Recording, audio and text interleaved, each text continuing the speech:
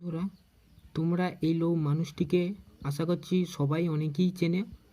এই মানুষটি হচ্ছে বিরাট কোহলি। তো আজকে আমি আমার এই ভিডিওটাতে এই বিরাট কোহলির বায়োগ্রাফি রাইটিংটা নিয়ে আলোচনা করব।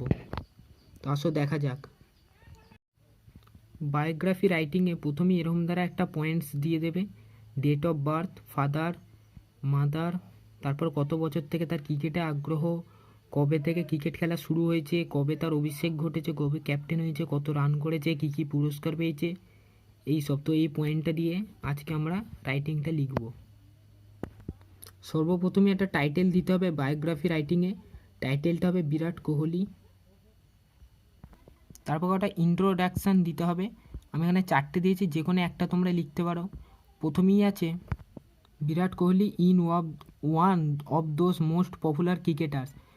অনেক বিখ্যাত ক্রিকেটারদের মধ্যে একজন হচ্ছে বিরাট কোহলি। দ্বিতীয় নম্বর আছে Virat Kohli a great cricketer and batsman was born.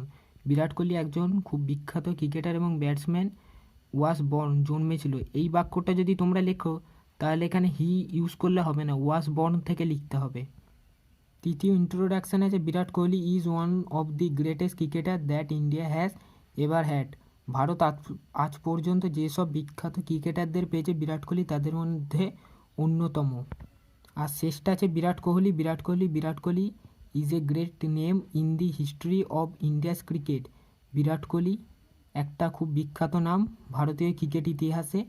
Virat Kohli is one of those person who have made India proud. Virat Kohli হলো এমন এক ব্যক্তি যে ভারতকে গর্বিত করেছে। এখানে তোমরা 4টে ইন্ট্রোডাকশানের মধ্যে 2 নম্বরটা যদি লেখো তাহলে ওখানে ওয়াজ বর্ন থেকে স্টার্ট করতে হবে, কিন্তু যদি 1, 3 আর 4টা লেখো তাহলে তারপর এইগুলো লিখবে। দি great Indian cricketer was born on 5 November in 1988 in Delhi. এই মহান ভারতীয় ক্রিকেটার জন্মেছিলেন 5ই নভেম্বর 1988 সালে দিল্লিতে। His father name was Prem Kohli who was a criminal lawyer. Virat কোহলির বাবার নাম ছিল প্রেম কোহলি, যিনি মারা গেছেন। তিনি ছিলেন একজন ফৌজদারি উকিল। His mother name is Saroj Kohli. তা মায়ের নাম হচ্ছে সরোজ কোহলি হু ইজ এ হোম মেকার, যে একজন গৃহবধূ। তারপর এটা একটা এক্সট্রা সেন্টেন্স পয়েন্টে নেই, তোমরা চাইলে লিখতে পারো। He was married with Anushka Sharma in 2016-17 who is a actors.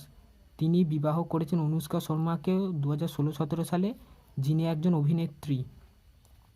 He showed interest in cricket at the age of 3 only. তার মধ্যে প্রথম ক্রিকেট নিয়ে যে আগ্রহ, তার যে ক্রিকেটে আগ্রহ সেটা প্রথম লক্ষ্য করা যায় মাত্র 3 বছর বয়সে।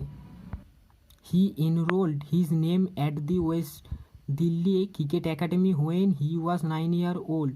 সে তার নাম নথিভুক্ত করলো ওয়েস্ট দিল্লি ক্রিকেট একাডেমিতে যখন সে ছিল 9 বছর বয়সী। তারপর লিখবে he is a right handed batsman. সে একজন ডানহাতি batsman. He is a right arm medium medium pacer. সে একজন ডানহাতি মিডিয়াম পেসার বোলার এবং অ্যান আউটস্ট্যান্ডিং ফিল্ডার, একজন অসাধারণ fielder. He made his test debut in 2011 against Australia. সে তার টেস্ট অভিষেক করে 2011 সালে অস্ট্রেলিয়ার বিরুদ্ধে। In 2011 played ICC world cup. 2011 সালে আইসিসি ওয়ার্ল্ড কাপ যেটা ভারত জিতেছিল সেখানে তিনি খেলেছিলেন। BCCI made him captain of India team in 2014। BCCI তাকে ক্যাপ্টেন করেছিল ইন্ডিয়া টিমে 2014 সালে। He score more than 6000 runs in test matches. তিনি টেস্ট ম্যাচে 6000 রানেরও বেশি রান করেছেন। হি স্কোর মোর দ্যান 9000, তিনি রান করেছেন 9000-এর বেশি। এখন যদি 11000 বেশি হয়ে গেছে। ইন ওডিআইএস ওয়ানডে ইন্টারন্যাশনাল ক্রিকেটে। Indian government award him with Arjuna award in 2013। ভারত সরকার তাকে অর্জুন অ্যাওয়ার্ড পুরস্কার দিয়েছিল 2013 সালে। We are really proud of his naturally aggressive batsman.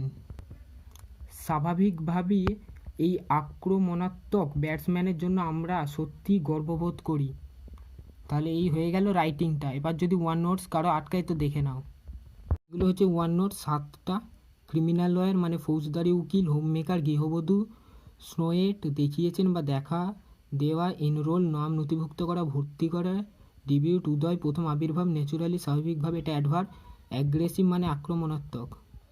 আশা করছি বন্ধুরা আজকে এই ভিডিওটা খুব তোমাদের ভালো লেগেছে। ভালো লাগলে ভিডিওটাতে লাইক করবে এবং সবাইকে শেয়ার করবে এবং আমার চ্যানেলটাতে সাবস্ক্রাইব করে দেবে।